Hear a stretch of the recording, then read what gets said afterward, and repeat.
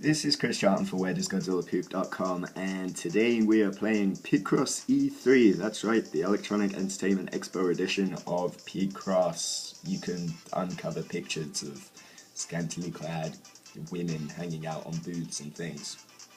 Actually, maybe not. Picross E3 comes to us from Jupiter, which is a company and not a planet.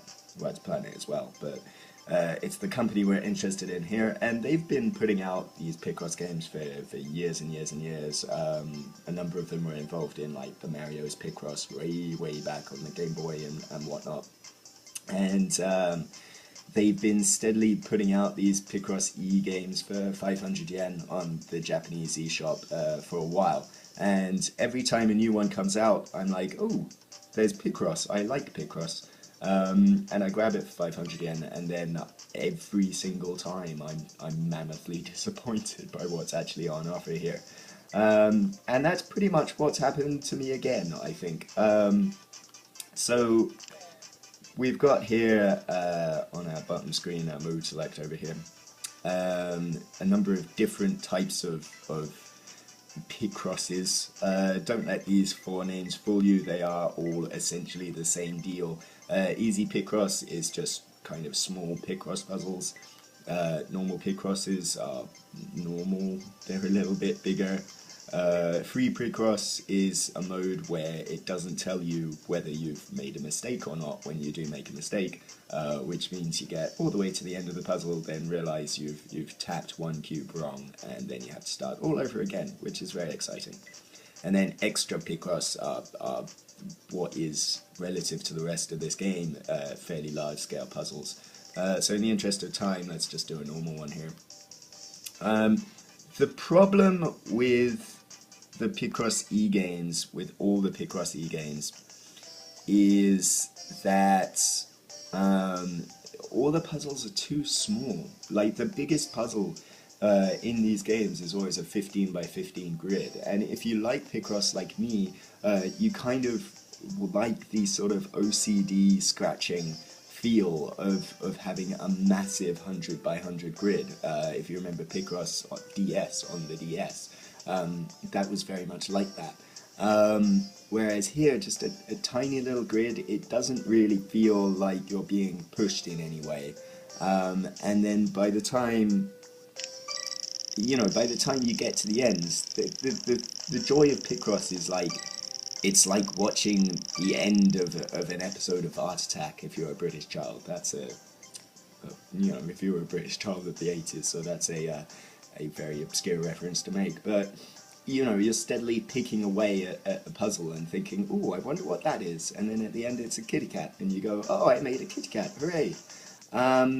Whereas with a 10 by 10 grid, well, or 15 by 15 grid, you'll see what the issue is here.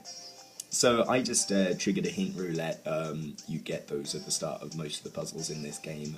You can choose not to have them, but again, just in the interest of time, I'm going to forego my hardcore Picross nature here. And if you don't know about Picross, basically the idea is you're uncovering a picture by looking at the numbers at the top and the left of the screen here. So what they mean is, here I've got a 3, which means that there's an uninterrupted block of 3 consecutive pixels, and all the rest we're not going to use. Okay, so what you have to do is use the information that you have to figure out which squares you can shade and which squares you can leave. So here that's 5 down, so I know that those two things can't possibly fit, and I know that at least those 3 have to be in there. And then that's a 6 on the left there, so I finish that row. And basically you start burning through these puzzles at a fairly high rate. So there are, there's a good number of puzzles in here to keep you occupied. It's just kind of like none of them are particularly satisfying to complete. So, it's like, even though there might be 100 or so puzzles. With the download, it feels like you're eating 100 plain unsalted crackers, rather than doing anything particularly interesting. So let's clear those out. And you, empty.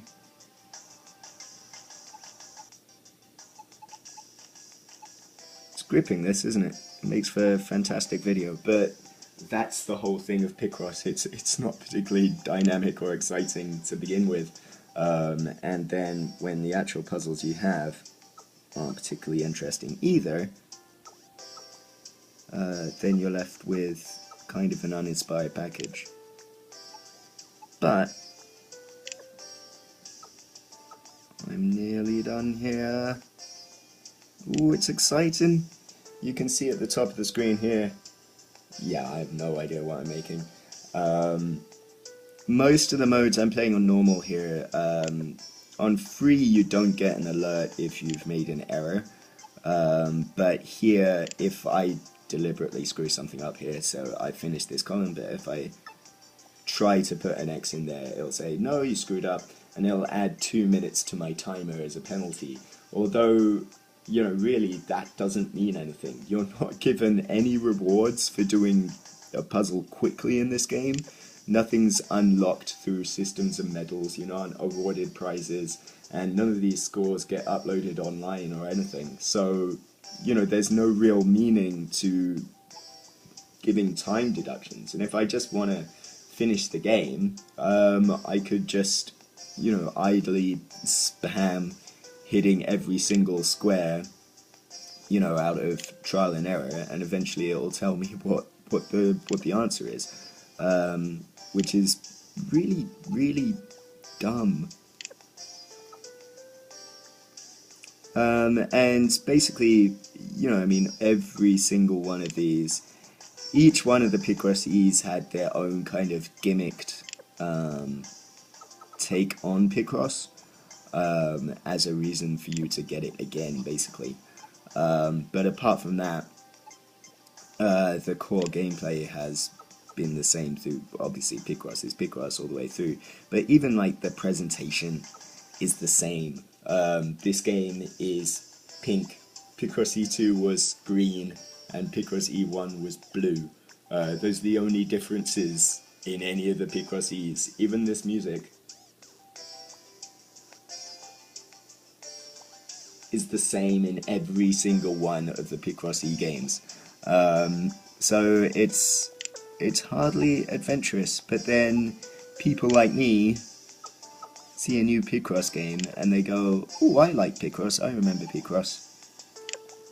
And they get it without question, and they pay the price later. Yay, I finished. What's that?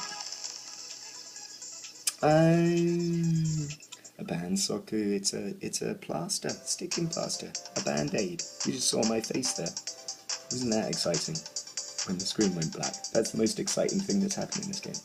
So, yeah, you can go back and you can see some of the pictures that you made before. I haven't played this game very much because it's immensely boring. And the problem, as you've seen there, the problem is when you finish these puzzles, because they're so small, it goes, hey, you've made a bird or a Famicom controller, and then you go, yeah, alright, I suppose. Is it really? You know? Without the detail afforded by big grids, then like you don't know, and that's kind of ridiculous. So this is this game's calling card, I suppose. It's big gimmick, its big addition to the Picross genre and formula, I guess. So this is called Mega Picross. Mega, which makes you think, oh, finally we're gonna get big giant puzzles, but you don't. They start out at 5x5, they go through 10x10, they get to 15x15, and then you finish the game.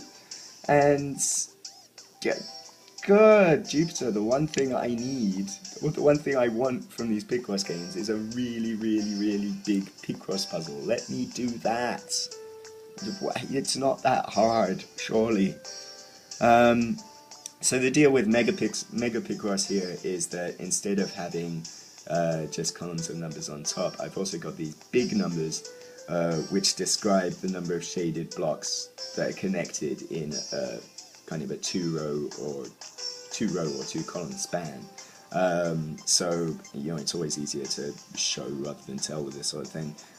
So I've got 5 here, so I show 5, shaded 5, and 3, so that has to be there. So then what I'm thinking with this 8, which is a 2-column spread all the way down, that there's 8 squares somehow connected. So I've got 1, 2, 3, 4, 5. But then it could be 6, 7, 8, or it could be 6, 7, 8, or it could be 6, 7, 8. I don't really know. So, you know, you have to think a tiny little bit more, I guess. But not too much. And again, that's a disappointment. You're never really encouraged to think all that much. So I know there's a gap before 1 here. I could shade that in, and then yeah, this could be 1, 2, 3, 4, 5, or 1, 2, 3, 4, 5, or 1, 2, 3, 4, 5. I don't know, but it's certainly not that, so I can get rid of that one. And 3, so 1, 2, 3, or 1, 2, 3, but definitely that shaded in, which gives me 1, 2, 3, 4, 5, 6, 7, 8, that one. It's a shovel, umbrella. Okay, sure. So yeah, that's all there is to Picross. I was an idiot for getting it, frankly. It doesn't. If you've played Picross before and enjoyed it for the joy of steadily OCD picking at this massive array of bubble wrap, this will disappoint you. If you like something that's in any way fast-paced, this will disappoint you. If you like something that in any way requires you to think, this will disappoint you. It's not good in any sense. Please do not buy this on your 3DS, even if you're in Japan and on the Japanese store and whatnot. So for more on Picross E3 and for more on all sorts of other games and Japanese life and culture and whatnot, please visit www.weirdisgodzillapoop.com. I'm Chris Charlton, thanks for watching.